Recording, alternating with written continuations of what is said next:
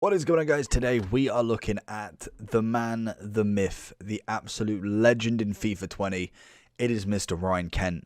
He was an 8. What was he last year? An 80. What did he end up as? A 93. Was that? I don't know if did he win that? It was his 87, wasn't it? I don't know if his 93 actually even won the vote, but he got an 87 road to the final, which pretty much everybody has. 86 is his new one. He is now a right wing, so he has swapped wings in terms of where he is. He was a left, I think it was a left wing in his silver card, so he has gone, well, practically had a 79 in form, but from 76 all the way up to 86 with this special. And honestly, the 5-star English in the Scottish League lad is terrifying. He's got the pace, he's got the agility, the balance, he's got the dribbling, the shooting. Honestly, this card looks like it will be phenomenal. And I hope he kind of is and isn't at the same time, because literally everybody had him last year. Deadeye or Marksman, no, it's Deadeye or Finisher will be the one that you want in this card. I think Deadeye's got the most votes. Marksman could be a shout as well, actually, just because we've already got the agility balance. So with the Finisher, you don't necessarily need that upgrade, because it's only giving him a +2 and 1, as you can see on the base. So what the Marksman will allow is +10 on the ball control and dribbling, but then also on the shooting and physical. So Marksman could be a shout, but Deadeye is obviously going to be for your kind of down the wing sort of tactic. And we are going to play him there. I was thinking, do we just do it? Do we go and send it as a striker? But I feel like down the right wing is going to be the better position for him. Obviously, he is right-footed, so he's not going to be able to cut in on his left. But he does have that 5-star, so that's going to be very interesting. And what was he prior? He was a 4-star, 5-star. So actually, wow, he was already pretty impressive. As a 5-star weak foot, 4-star skiller, only getting that 1 increase on the skill moves. I'm interested with him. He's only got flair on his traits. Let's jump straight into him. He's 689k on the Xbox and 750 on the PlayStation.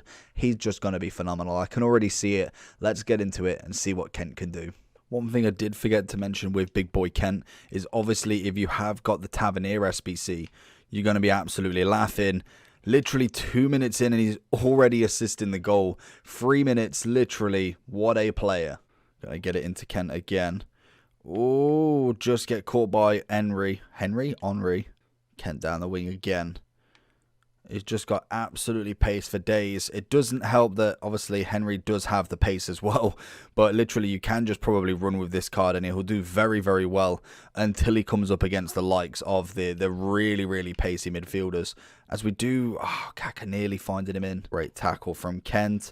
Oh, why didn't it do my Berber? Ryan Kent on the overlap. Oh my god, what a save. Into Kent. Goes across. Oh, De Gea. Oh, okay. Well, technically, did that go in for him? Lovely goal. Managed to find its way into the net somehow.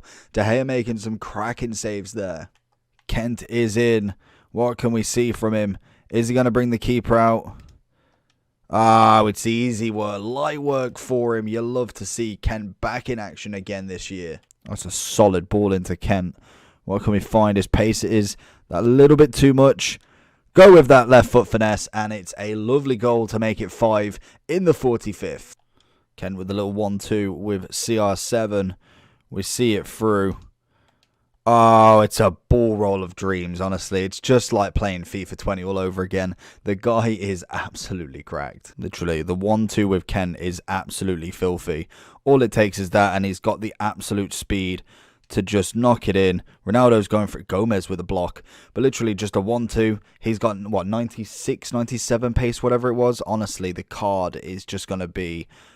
I don't even want to go into Foot Champs knowing that that card is around, because I guarantee every man and his dog eventually will have that card as either a player on their team or a super sub. That's literally how good this card could be with the right person using him, basically. We see him making that run again. Oh, it's becoming wise now that that's literally what you have to do. And there is ways to obviously stop him, but the problem is once you've kind of exhausted that 1-2, you just move him somewhere else, and literally he'll do the exact same again. There's not a lot you can do. That's a solid ball. good block from De Gea, honestly, been on form.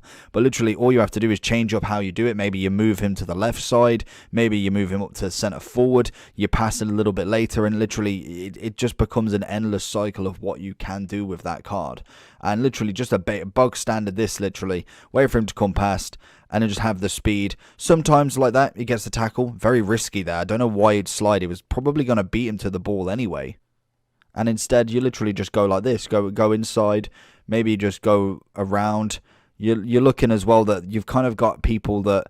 Look at this. Everyone just falls over for him. He's just had enough. And that's a solid save again. Probably went with the wrong angle. But again, it's Kent. He's just unreal. Oh, he's let it roll through him. See if we can find Ronaldo at that back post. Oh, it's going to go for KDB.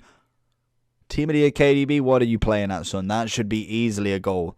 But it's just literally Kent as well. I didn't realise that he was actually 5-star last year as well. So that is very, very scary that he still was just as good. It's hard to remember. You're trying to get rid of the imprint out of your mind. Can we find Kent again? Get off the wing. Get off the wing, Kent. Unfortunately, we can't get him inside. Gonna find him again all game long. Literally, we're in the 75th and he's still doing this. It's gonna be a lovely lofted ball. What are the strikers playing at? Honestly, that is a beauty of a cross. Back into him. Oh, he's just cut on the inside. He's getting frustrated now. Oh, I didn't even see him there. Does win it back though. What are we looking at? Heel to heel. Oh, he's not happy with Kent. He is not happy. A little bit of a la croqueta. Little spin into the Berber. Wanted the scoop. Didn't get the scoop. And that would have been the clincher to get him onto that finesse. Kent taking it. Gets the tackle. Gets back up. Going to go back into him. Oh, no, we're too late. We're too late. He didn't get the touch. Kent's going to have it again. Straight down the wing.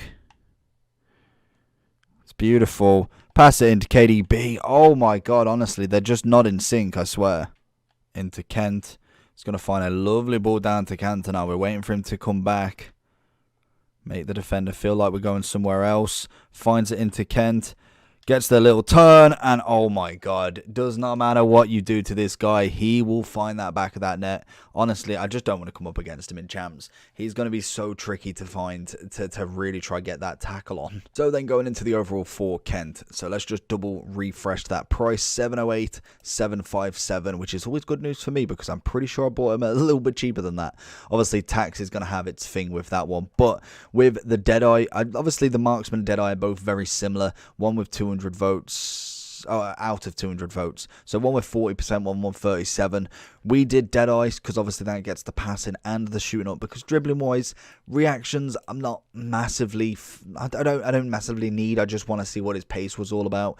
Obviously the dribbling's fantastic, ball control is good enough, composure doesn't go up anyway, but again I would like that a little bit more if possible. And then obviously you do get that 99 short pass and 99 vision, which is always fantastic.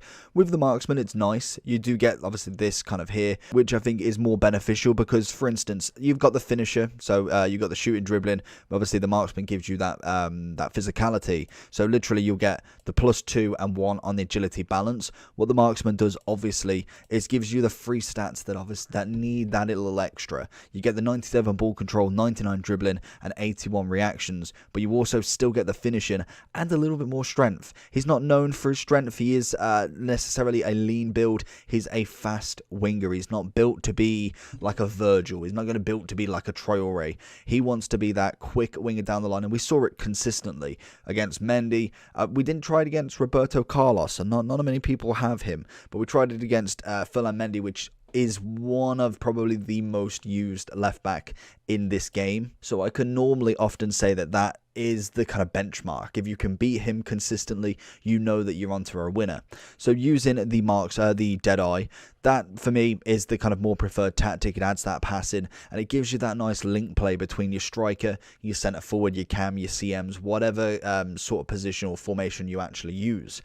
Other than that, The card's decent. The card is a very, very good upgrade. It's similar to the 87. Obviously, we did have the 5-star, 5-star also on that one, and it's a nice upgrade. He was a silver this year. He then got himself a cheeky left forward 79 inform, which sparked a little bit of talk to see if this card could go up anymore. And once we got this, I'm just so glad he wasn't an SBC this year, because at least him being 700k means that not every single person will have him. If this was an SBC, then everyone would have him. He would just be in every single super sub. He'd be in people's teams. It would have been absolutely crackers. But what can you link him with? And it's one that I completely missed. Is we have got an 87 Tavernier. So if you haven't got Tavernier as an SBC, you've got the 84, just as good. Obviously, whack a Sentinel on him, and he will be absolutely phenomenal as well, which I think, where's the Sentinel? I always miss this one. You've got a solid 87 right back still. Even if you have missed out on him and you've not necessarily done him, he would be the perfect link that you can get. An 87 and an 86 on the right side, both getting that perfect link. And then even linking him with any English player, we have got quite a few nice English players that are now in the game. Obviously, Avadi, you've got Small, and you've got Tomore.